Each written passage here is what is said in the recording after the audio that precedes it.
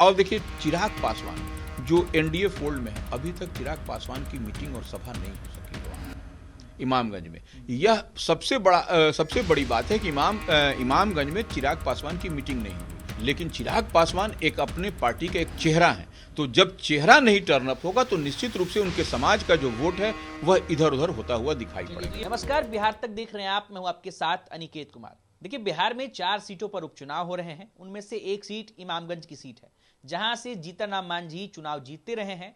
इस बार उपचुनाव में जीतन राम मांझी की बहू दीपा संतोष मांझी चुनावी मैदान में है, तो वहीं आरजेडी ने रोशन मांझी पर दांव खेला है। वहीं प्रशांत किशोर ने इन दोनों पार्टियों से इतर जाकर जितेंद्र पासवान को अपना उम्मीदवार बनाया है। यानी कि दो मांझी के बीच में प्रशांत किशोर ने जितेंद्र पासवान को अपना उम्मीदवार बनाया है। हमारे साथ सीनियर जर्नलिस्ट रवि उपाध्याय हैं। हम इनसे जानने की कोशिश करेंगे कि आखिर अभी की स्थिति में इमामगंज में किसकी संभावनाएं ज्यादा हैं, कौन पार्टी मजबूत है, इस पर बातचीत करेंगे। क्या लगता है सर, इमामगंज की सीट, उस पर क्या कहेंगे आप?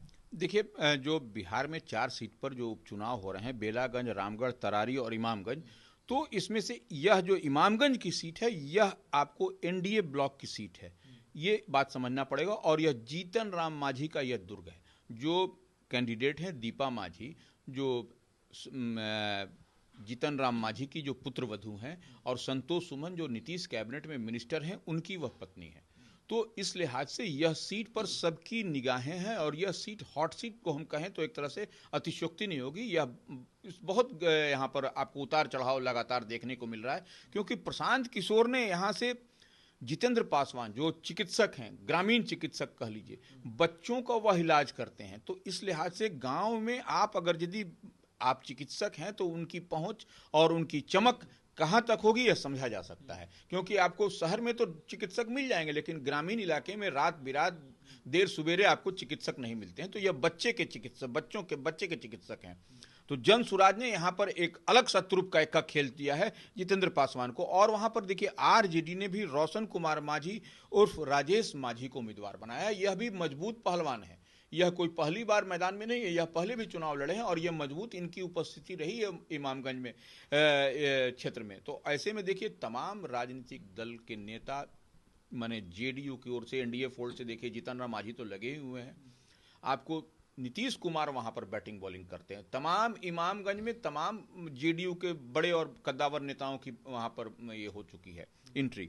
और प्रशांत किशोर तो अपने उम्मीदवार को, जितेंद्र पासवान को जिताने के लिए एड़ी चोटी का पसीना एक किए हुए हैं। वह घर घर में उनका जो सैम्बुल है, स्कूल बैग, वह बच्चों के भविष्य के लिए वो अपना हर घर में पहुंचा हुआ है। हर घर को वो बता रहे हैं कि बच्चों का भविष्य बनाना है तो आपको स्कूल बैग को चुनाव चिन्ह में जिताना है, जो उनकी पार्टी को सैम्बुल मिला है प्रशांत किशोर को, जन सुराज को। लेकिन रोशन मांझी, ये देखिए यहाँ पर लड़ाई बहुत इंटरेस्टिंग है। ये तीनों के बीच में ट्रायंगुलर फाइट होता हुआ दिखाई पड़ रहा है, कोई कमजोर नहीं है यहाँ। और देखिए सबसे बड़ी बात है, दीपा मांझी के साथ में एक वीवीआईपी टैग लगा हुआ है।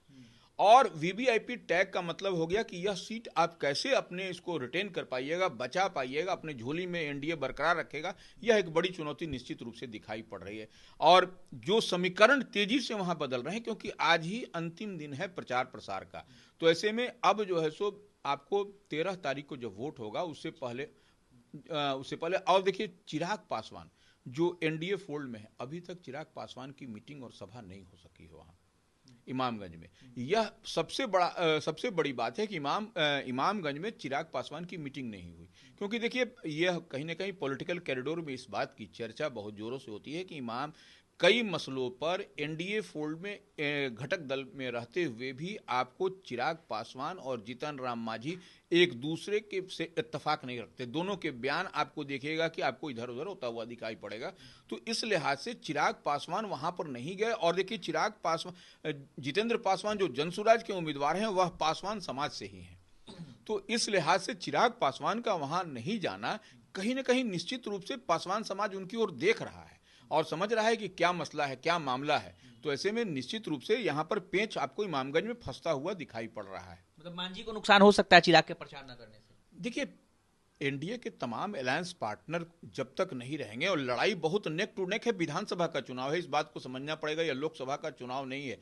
हाँ, भले चिराग पासवान की पार्टी के अन्य नेता वहां गए हैं, लेकिन चिराग पासवान एक अपने पार्टी का एक चेहरा है। तो जब चेहरा नहीं टर्न अप होगा तो निश्चित रूप से उनके समाज का जो वोट है वह इधर उधर होता हुआ दिखाई पड़ेगा। तो ये बड़ी बात कही है वरिष्ठ पत्रकार रवि उपाध्याय ने कि चिराग पासवान जो कि एनडीए के का एक अहम हिस्सा है और पासवान जाति में उनकी एक अच्छी पकड़ है, लेकिन इमामगंज की सीट पर जहां पर जनसुराज ने पासवान कैंडिडेट को उतारा है, तो जीतन राम मांझी के बहू दीपा मांझी के प्रचार प्रसार में चिराग पासवान अभी तक वहां पर नहीं गए हैं। अनिकेत कुमार, बिहार तक, पटना।